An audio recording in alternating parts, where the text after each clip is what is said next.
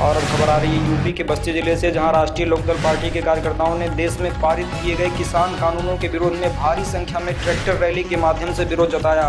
राष्ट्रीय लोकदल पार्टी के राष्ट्रीय युवा महासचिव राजा ऐश्वर्यराज सिंह के नेतृत्व में सैकड़ों की संख्या में पहुंचे पार्टी कार्यकर्ताओं व समर्थकों के साथ रुधौली तहसील मुख्यालय पर एसडीएम नीरज प्रसाद पटेल को ज्ञापन सौंपा गया।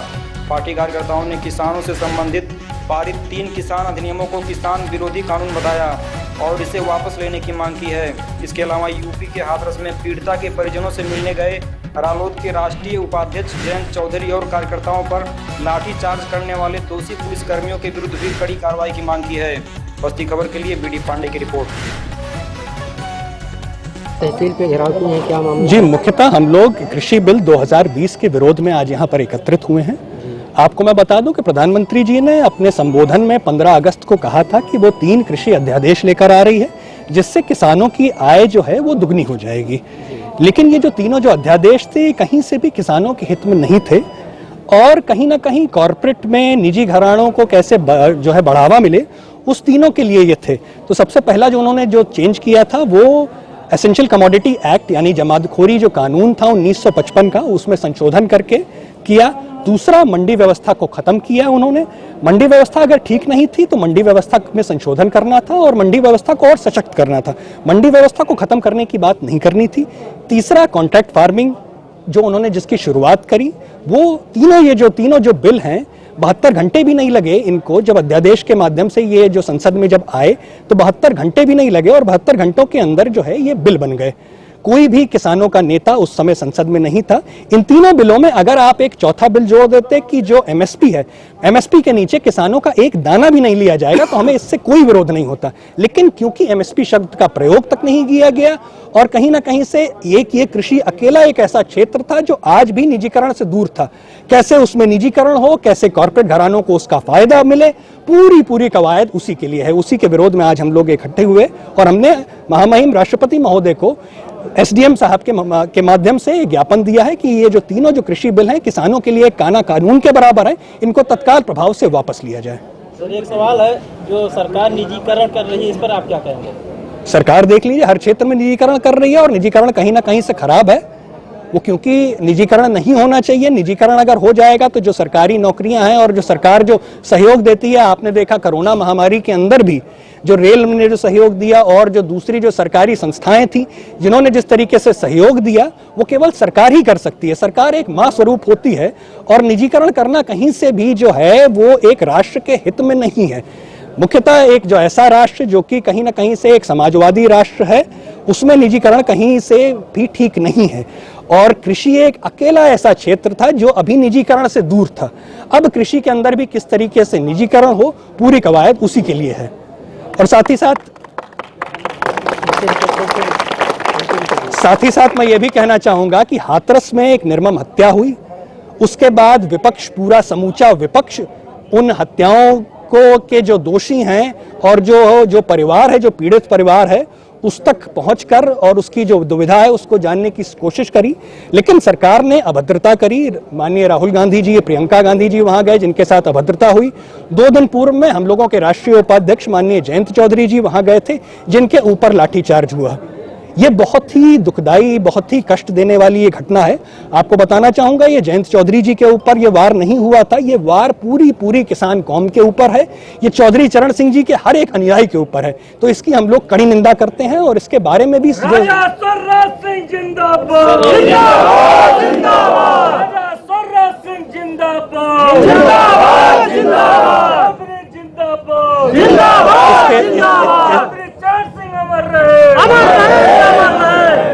इसी के संबंध में हम लोगों ने जो है आज एक ज्ञापन दिया है कि तत्काल प्रभाव से जो भी दोषी अधिकारी हैं उनके ऊपर कार्रवाई की जाए। एक और चीज मैं आपके चैनल के माध्यम से कहना चाहूंगा, आज जो किसानों के सबसे बड़े जो एक बहुत बड़े नेता हैं माननीय चौधरी महेंद्र सिंह टिकैत जी, उनकी जयंती है। हम सब लोग उनको शत शत नमन करते हैं।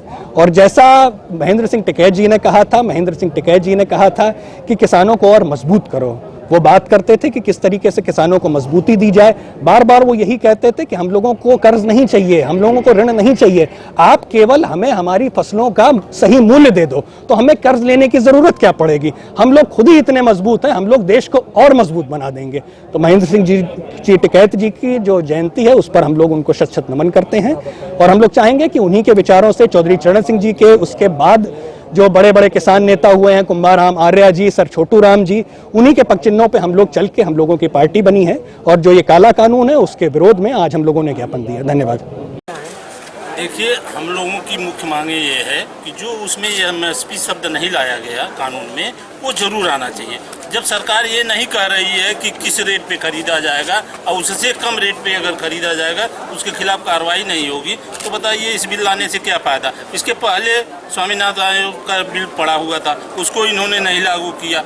चुनाव के पहले इन्होंने कहा था कि अगर मेरी सरकार बनेगी तो मैं उसको लागू करूंगा, लेकिन नहीं लागू किए।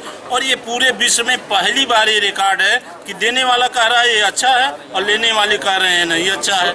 ये पूरे विश्व का ये पहला रिकॉर्ड है। पहले लेने वाले को अच्छा लगना चाहिए। पूरे देश का किसान आंदोलित है और कह रहा है ये बिल नहीं अच्छा है और प्रधानमंत्री जी उसको ज़बरदस्ती थोप रहे हैं कि नहीं ये अच्छा है।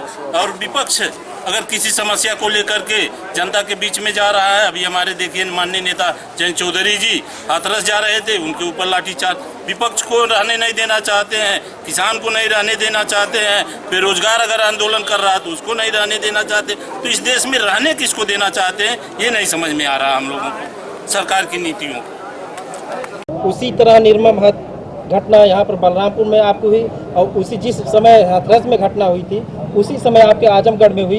आज वो बेटी आज दम तोड़ दिए, उस पर आप क्या कहेंगे? बिल्कुल घटनाएं हो रही हैं, कहीं ना कहीं से ये ध्वस्त कानून व्यवस्था है उसका प्रतीक है और हम लोग एक विपक्ष है, एक विपक्ष की जिम्मेदारी बनती है कि जो पीड़ित है और जो सरकार जो सही तरीके से जो काम करे उसके लिए हम लोग उचित आवाज़ बनाएं। तो हम लोग उसी क्रम में हम लोग सबसे पहले हम लोगों ने ये एक निश्चय लिया था कि हम लोग जाएंगे, हाथरस पीड़ित परिवार से मिलेंगे, जो भी उनकी जो दुविधाएं होंगी उसको वो लोग अवगत कराएंगे।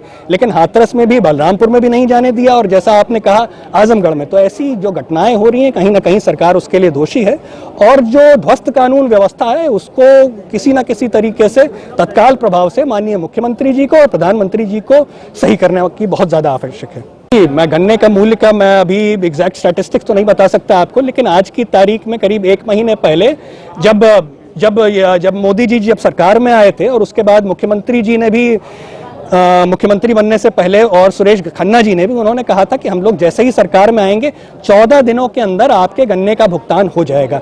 लेकिन आज की तारीख में मैं आपको बता दूं आज भी 14,000 करोड़ का गन्ने का भुगतान उत्तर प्रदेश में नहीं हुआ है। और इसके साथ साथ मैं अगर इंटरेस्ट अमाउंट जो ब्याज का अमाउंट है वो भी जोड़ दूं तो 2,800 करोड़ और माने 14,000 करोड़ और 2,800 करोड़ का गन्ने का भुगतान नहीं हुआ। तो उनके जो सारे के सारे दावे थे कि 14 दिन के अंदर मुख्यमंत्री जी का, सुरेश खन्ना जी का और प्रधानमंत्री जी का, अमित शाह जी का भी जो सारे उनके जो दावे थे कि 14 दिनों के अंदर जो किसानों के खातों के अंदर उनके गन्ने का भुगतान कर दिया जाएगा, उनकी कहनी और कथनी में बहुत फर्क था। इसीलिए मैं आप लोगों से बार बार कहना चाहता हूं कि कृषि जो हमारा कृषि प्रधान क्षेत्र जो पूरा देश है उसके बारे में सरकार बिल्कुल भी गंभीर नहीं है, किसानों की हितों की बिल्कुल रक्षा नहीं करती और इसीलिए हम लोग पूरा समूचा विपक्ष आज एक आवाज उठा रहा है।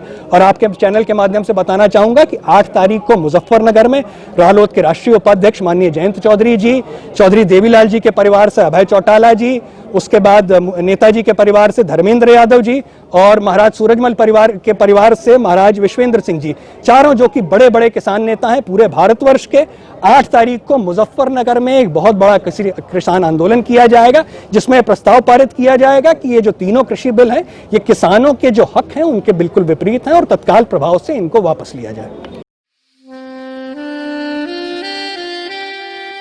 Please subscribe and don't forget to press the bell icon to get notified whenever we upload a new video.